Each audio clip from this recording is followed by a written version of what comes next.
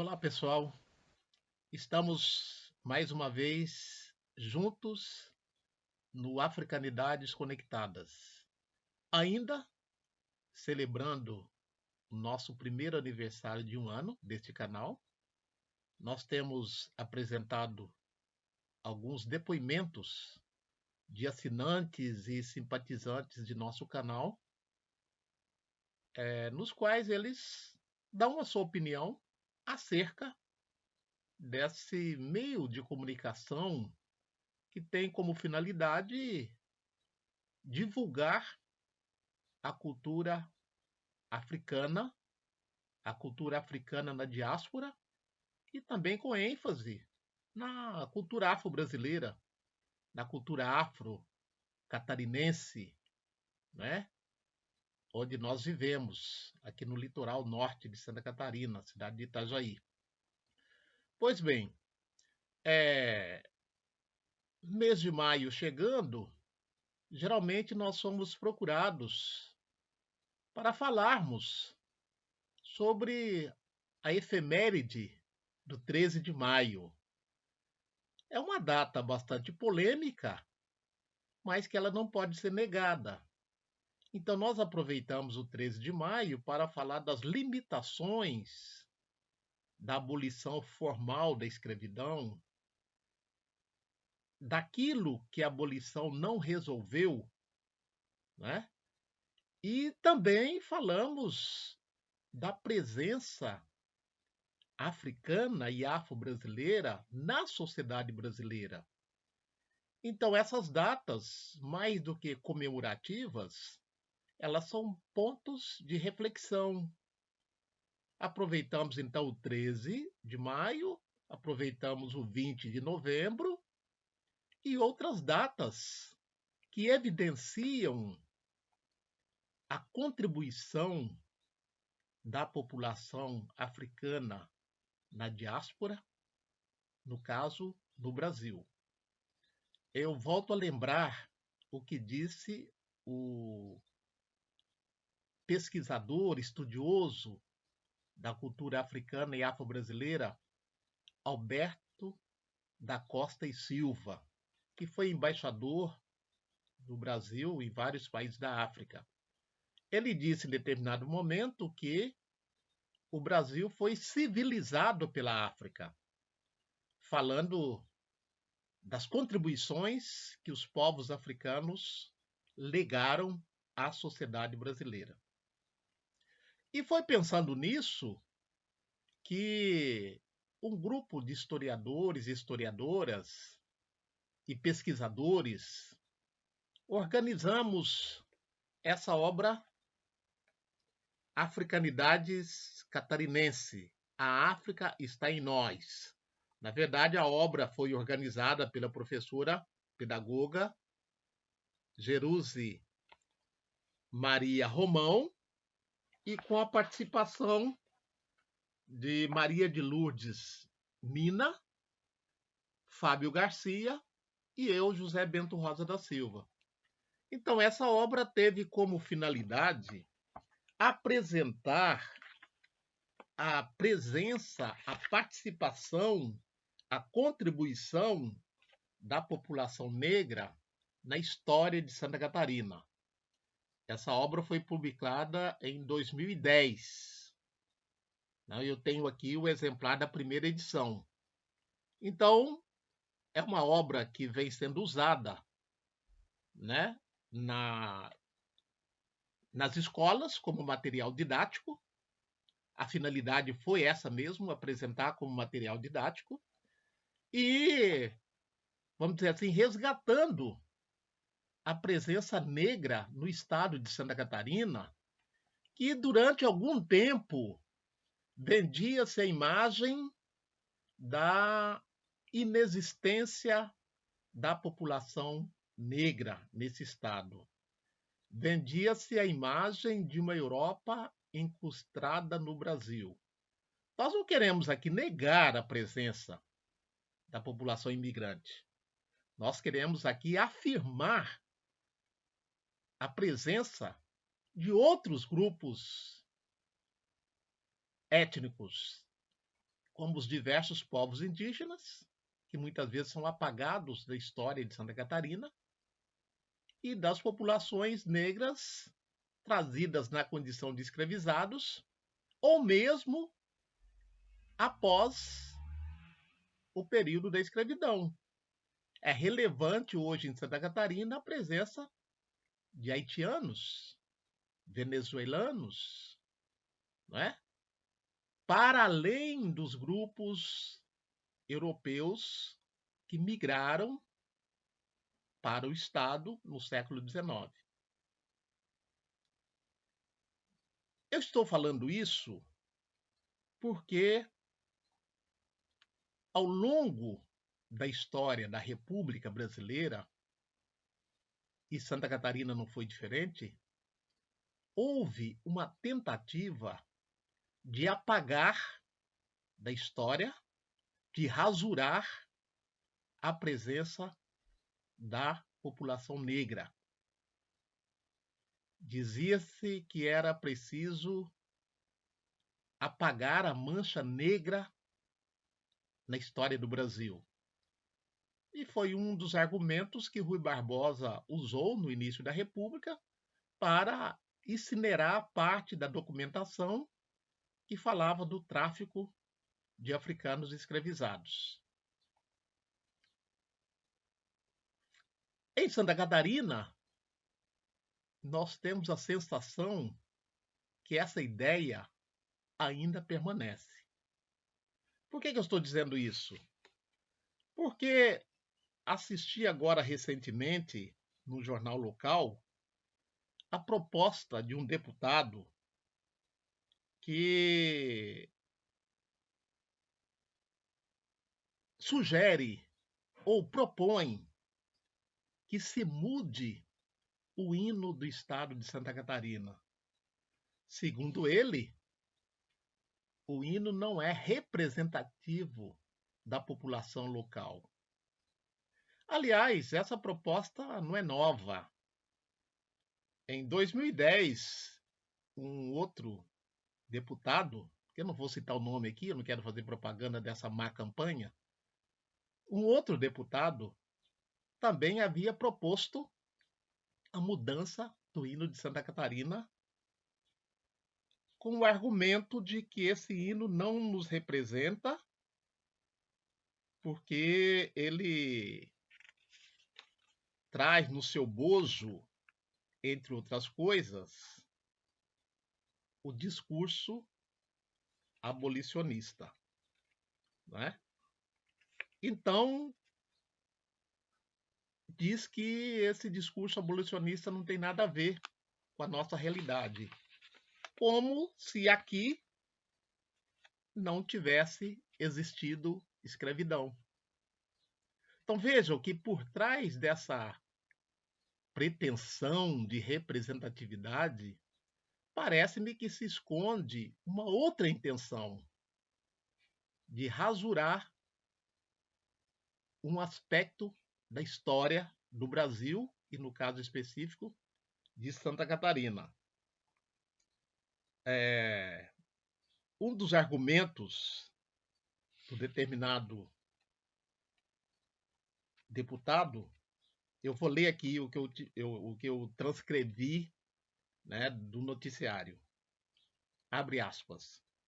O fato é que pesquisas recentes têm apontado que grande maioria dos catarinenses não se sente representada pelo hino e, consequentemente, não tem a letra na memória, o que pode ser verificado nos diversos eventos políticos em que é obrigatório a sua execução.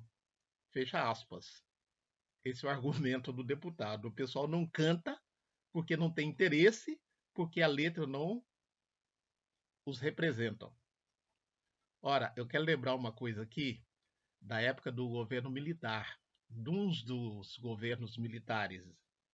Na época tinha um presidente, que eu não vou citar o nome aqui também, que tinha uma filha alta, grande, solteira, né? E que se dizia, fazia-se a seguinte piada. A filha do presidente é igual o hino da bandeira.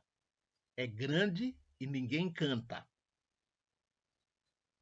Fecha aspas. Então era uma piada que se fazia na época da ditadura militar, né? Porque ainda hoje poucos conhecemos o hino da bandeira, o hino da independência, o hino da república, e nem por isso se cogita de substituí-lo. Então, por trás, aliás, mas quem conhece o hino de Santa Catarina? O que ele nos diz? Quando é que ele foi adotado, escolhido? Então, o hino de Santa Catarina, ele foi introduzido em 1892 e foi sancionado por lei estadual em 6 de setembro de 1895, 3 anos após ele ser introduzido. E 1895, na época do governo de Hercílio Luz. A letra é de Horácio Nunes Pires e a música de José Brasilício de Souza. Não importa a origem deles, dos autores, se eram catarinenses, se não eram catarinenses, né? Eles residiam aqui e escreveram a letra e a música. Mas o que nos diz esse hino que parece incomodar algumas pessoas? Entre eles, esse deputado que propõe a mudança. Então eu vou ler aqui um trechinho da letra. Abre aspas.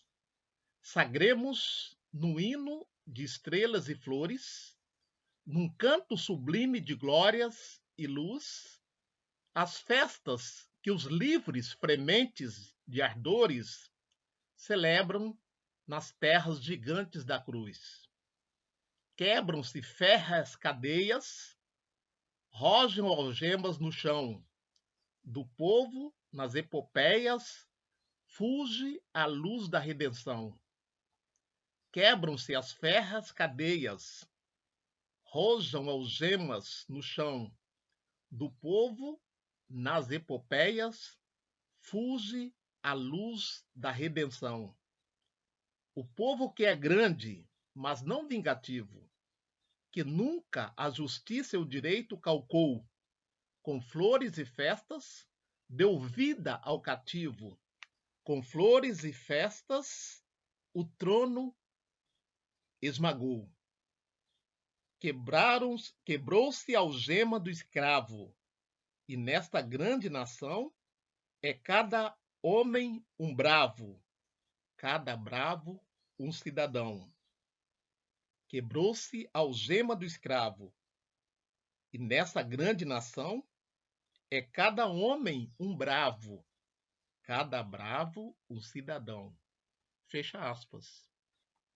Então, na minha opinião, o que está incomodando não é a representatividade da letra, é o seu conteúdo que revela a existência da escravidão e os traços de africanidades que ficaram no estado de Santa Catarina. Não tem outra explicação. E essa mentalidade de uma Europa incrustada no Brasil para vender uma imagem, abre aspas, positivada do Estado, não é nova. Na década de 90, quando aquele movimento O Sul é o Meu País, aquele movimento separatista, ganhou visibilidade nos meios de comunicação, nós encontramos algumas manifestações de pessoas ditas comuns sobre a necessidade, abre aspas, da separação com argumentos aqui entre aspas, étnicos culturais. Eu vou ler aqui para vocês um- uma notícia, uma notícia que foi veiculada no jornal A Notícia de 31 de dezembro de 1991, na coluna do Leitor, no jornal de Santa Catarina, publicado em Blumenau.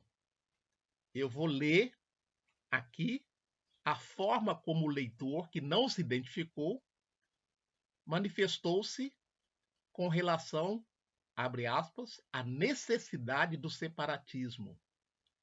E eu quero dizer aqui que a ênfase dele é na pretensa superioridade étnica.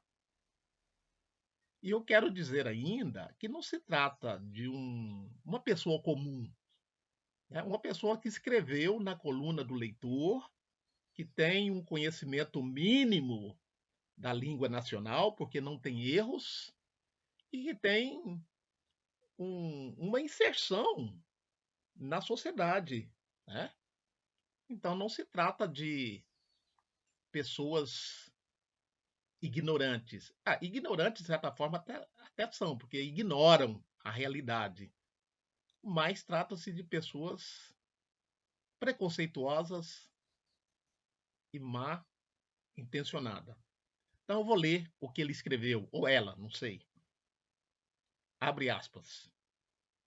Permitam-me cumprimentá-los e, ao ensejo, gostaria de manifestar a minha opinião na coluna do Leitor sobre a emancipação do Sul, sobre o título Separar é preciso. Isso está em maiúsculo. Primordialmente, gostaria de dizer que o Brasil e sua nação precisam parar com a hipocrisia, a mentira, a falácia barata e demagógica e assumir a realidade da existência de dois Brasis. Não se trata de invencionismo de onda passageira. Basta verificarmos, abre aspas, in loco, fecha aspas, as diferenças na formação, nas tradições, os costumes do povo do Sul e compará-los ao do povo do Norte e Nordeste. A cultura, as tradições, as descendências do povo do Sul são basicamente europeia, italiana, alemã, polonesa, húngara, etc. Enquanto os do povos do Norte e Nordeste derivam dos índios, escravos e alguns senhores de engenho. Enquanto trazemos de nossos berços hábitos de higiene, da cultura ou do trabalho e das artes, o Norte e Nordeste está totalmente desprovido desses predicados, pois suas origens não os tinham na formação daquela sociedade regional. Não bastasse todos esses fatores de origem étnica, segue-se o mais marcante, ou seja, o fator econômico que distancia o Sul décadas das regiões do Norte e Nordeste. Torna-se mister separar o Sul Maravilha do resto, pois aqui tudo o que temos, que construímos, tem origem em nossas origens, ou seja, o culto ao trabalho, à ordem e ao progresso. Não bastasse tudo isso, é chegada a hora de pararmos de sustentar parasitas que se escondem atrás, ora da seca, ora da enchente, ou outras desculpas para não trabalhar, sempre aguardando a providência que vem do sul. Por todos esses motivos e muito mais, pelo direito à liberdade de escolha, pelo direito de acabar com essa tutela exploratória, é que separar é preciso. Fecha aspas.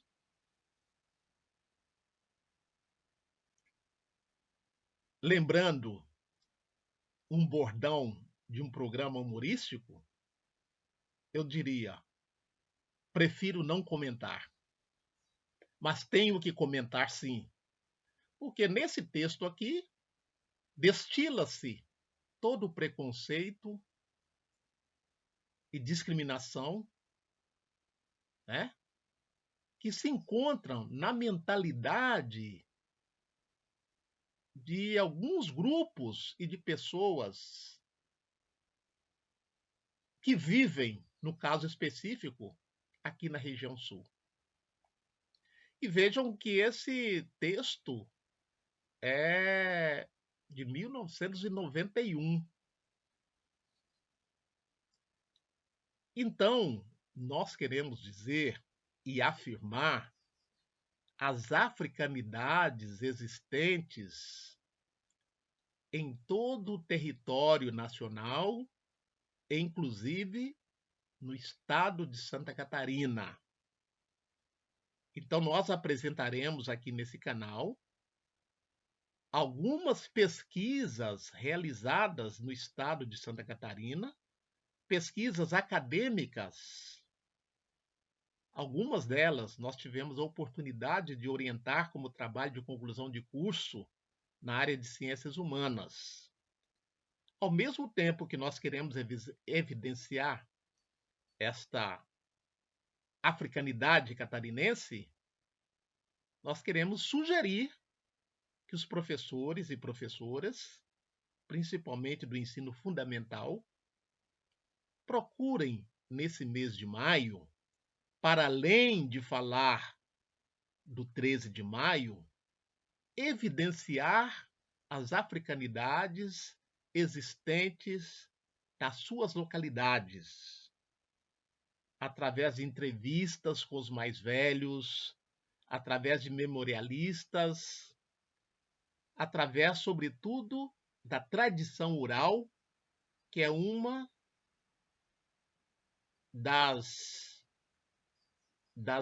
vamos dizer assim, das possibilidades de recuperarmos essa cultura imaterial que foi legada pelos povos africanos a todos os povos da diáspora, inclusive aqui no Brasil e Santa Catarina.